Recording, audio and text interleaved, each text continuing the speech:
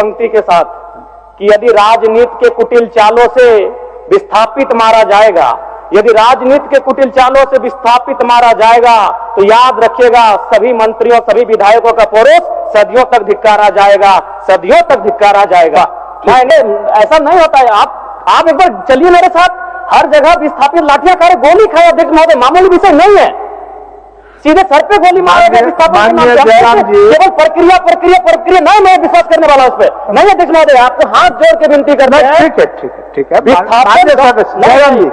माननीय सदस्य, आपको तो पिछले कार्रवाई के बारे में माननीय बता रहे हैं, थोड़ा सा कम बाकी है, थोड़ा कम बाकी है। शीतकालीन सत्र से पहले निराकरण हो जाएगा, हम तो ही कह रहे हैं, अभी मानसून सत्र में है, शीतकालीन सत्र से पहले आप निराकरण कर दीजिए। माननीय मंत्री जी प्रयास तो करिए। गोली खा रहे अध्यक्ष महोदय, कपाल पर गोली मारेंगे, शीतकालीन सत्र से पहले ही होगा। ऐसे कैसे हो गया शीतकालीन सत्र कब पहले करें? ठीक है अध्यक्ष महोदय, मैं स्वहर्ष अभिस्ताप को वापस लीजिए। सदस्य जयराम कुमार महतो। धन्यवाद माननीय अध्यक्ष महोदय। आज मैं अपने गैर सरकारी संकल्प के अभिस्ताव प्रस्ताव में सदन में एक ऐसा मुद्दा उठा रहा हूं जो केवल नीतिगत सवाल नहीं है, झारखंड के लोगों की अस्मिता और अस्तित्व का सवाल है। झारखंड की धरती से जब जब खनिज निकाला गया है, बिजली पैदा हुई है, डैम बने हैं, रेल सड़कें बने हैं, तब तब हमने कीमत चुकाई है। कीमत हमारे उजड़े हुए गांवों ने चुकाई है, कीमत खेत खलिहानों ने चुकाई है, कीमत हमारे जंगल और पहाड़ों ने चुकाई है। अध्यक्ष महोदय, आज सालों बाद भी कोनार, चांडिल, तेनुघाट, पतरातू, भैरवी, गेतलसूद, मायथन, पंचेत, डिमना, तेलैया डैम के विस्थापित अपना हक मांग रहे हैं। ECL, BCCL, CCL, Tata, TISCO, TELCO, Jindal, HEC, HURL, Hindalco, Dalmia, NTPC, PTPS, KTPS, TTPS, BTPS, CTPS, SAIL, Vedanta कंपनियों द्वारा विस्थापित झारखंडी आज भी न्याय की भीख मांग रहे हैं। महोदय, न्याय तो नहीं मिला पर नौकरी मांग रहे प्रेम महतो को सीधे कपार पे गोली दागी गई। ये इस राज्य की दर्दनाक सच्चाई है। अध्यक्ष महोदय, सिंदरी, बागमारा, बड़का गांव में आज लगातार लोग विस्थापन के मामले में संघर्ष कर रहे हैं और उन पर जबरन एफआईआर हो रहा है, लाठियां चार्ज की जा रही है। ये हमारे राज्य की सच्चाई है। अध्यक्ष महोदय, भौरा, सुरुंगा, पहाड़ी गोड़ा में जबरन रेती जमीन पर ओवी डंप किया जा रहा है। शासन प्रशासन मौन और मुक्त दर्शक बनकर केवल तमाशा देख रही है। अध्यक्ष महोदय, छोटकी बउआ में हेवी ब्लास्टिंग से गांव जमींदोज हो चुका है। अध्यक्ष महोदय, विस्थापन यानी जमीन का संघर्ष का लड़ाई। आज भारत और पाकिस्तान की जो लड़ाई है वो पीओके जमीन का मुद्दा है। आज भारत और चाइना की जो लड़ाई है, डोकलाम अरुणाचल प्रदेश और जमीन की लड़ाई है। आज इजराइल और फिलिस्तीन की जो लड़ाई है, गाजा पट्टी की लड़ाई है, जमीन की लड़ाई है। आज ईरान और इजराइल की जो लड़ाई है अध्यक्ष महोदय, जमीन की लड़ाई है। आज यूक्रेन और रसिया की जो लड़ाई है, क्राइमिया, वो जमीन की लड़ाई है। अध्यक्ष महोदय, यानी आप समझ सकते हैं विस्थापन एक कैसा दर्द है जिसकी लड़ाई आज झारखंड का कोना कोना यहाँ के जनमानस लड़ रहे हैं, चाहे वो एनटीपीसी से हो, गोंदलपुरा हो या गोड्डा का अडानी पावर प्लांट हो। अध्यक्ष महोदय, जमीन के लिए आप देख सकते हैं पूरे विश्व की परिस्थितियों का आकलन करें तो एक देश दूसरे देश पर परमाणु बम दाग रहा है जमीन के विवाद में। अध्यक्ष महोदय, आज झारखंड के हर एक विस्थापित के सीने में भी परमाणु बम है, लेकिन उसे आस्था इस लोकतंत्र पर, उसे आस्था इस विधानसभा पर कि कभी तो कोई नीति बनाएगा और उनकी समस्याओं का निराकरण करेगा। अध्यक्ष महोदय, लोग 7 दिन में उत्तर का प्रति उत्तर देते हैं, लेकिन आज हमारे विस्थापित, आज हमारे रैयत 70 सालों के बाद भी ये आस्था लगाकर बैठे हैं कि इसका शायद कोई आके नीति बनाए और उनकी समस्याओं का निराकरण करे। तो अध्यक्ष महोदय, मैं माननीय मंत्री महोदय से आग्रह करता हूं कि वह स्पष्ट करे विस्थापितों की समस्या के निराकरण के लिए विस्थापन आयोग का गठन, पुनर्वास आयोग का गठन कितनी समय की अवधि में करने जा रहे हैं? माननीय मंत्री जी।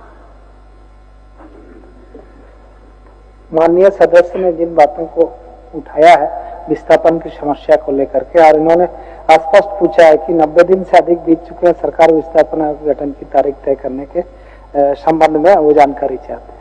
मैं आश्वस्त करना चाहता हूँ सदन के माध्यम, आपके माध्यम से अध्यक्ष महोदय, कि सारी प्रक्रिया पूरी कर ली गई है, विधेयक भी कंप्लीट, बहुत अतिशीघ्र जो है ना विस्थापन आयोग का गठन होने जा रहा है।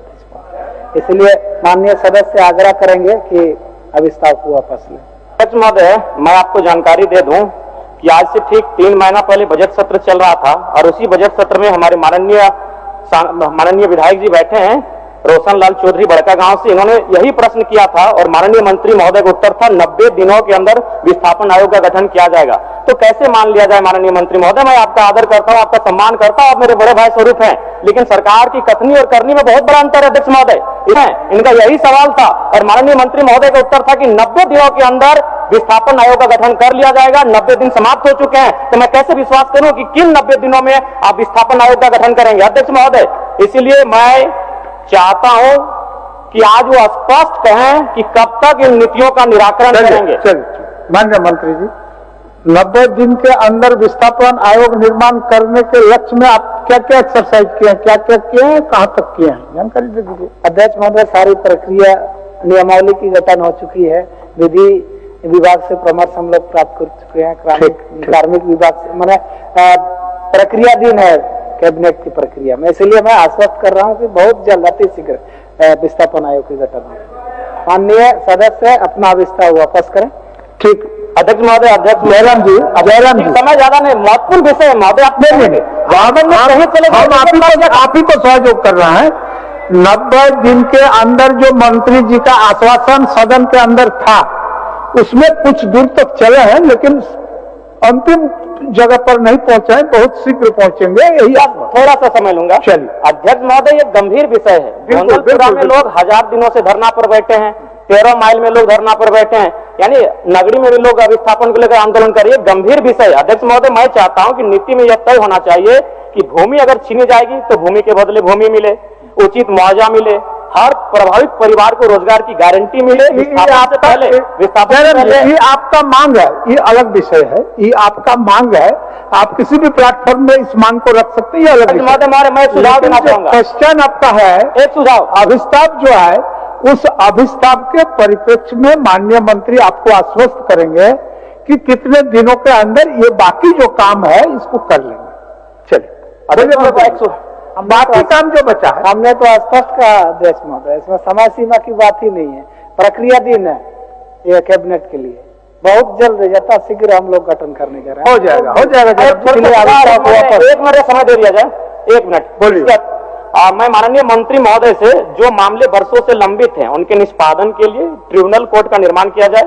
भारतीय संविधान अनुच्छेद 323B संसद और विधानमंडल को कुछ विशेष विषयों जैसे भूमि सुधार, औद्योगिक विवाद, विदेशी मुद्रा जैसे संबंधित विवादों के निराकरण के लिए। माननीय सदस्य, आपका गैर संकल्प में जो विषय आपने लिखा है उसी के बारे में बोलिए, ये आपका अलग विषय है, रिलेटेड है। हाँ ठीक है, ट्रिब्यूनल का सम्मान भूमि विवाद से है, विस्थापन से है, इसमें आपको एब्स्ट्रैक्ट जो बने आप चीज लिखे हैं उसी पर वो जवाब देंगे। रिलेटेड है और विषय देखिए, भूमि विवाद ये अनुसूची आप राज्य जो सूची है उसमें 17 का धारा सेक्शन में है कि वो सरकार, राज्य सरकार उस पर कानून बना सकती है।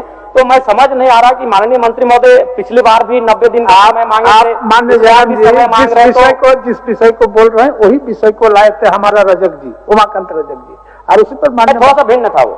करीब सीधा एकदम सीधा ऑब्जेक्टिव माननीय मंत्री महोदय बता दें, ताकि अगला बार, आज भी मैं सवाल पूछ रहा हूं ताकि अगला बार कोई माननीय सदस्य विस्थापन पर बहस और सवाल ना करे, अपना समय जाया ना करे, बता दें कितने दिनों में स्पष्ट।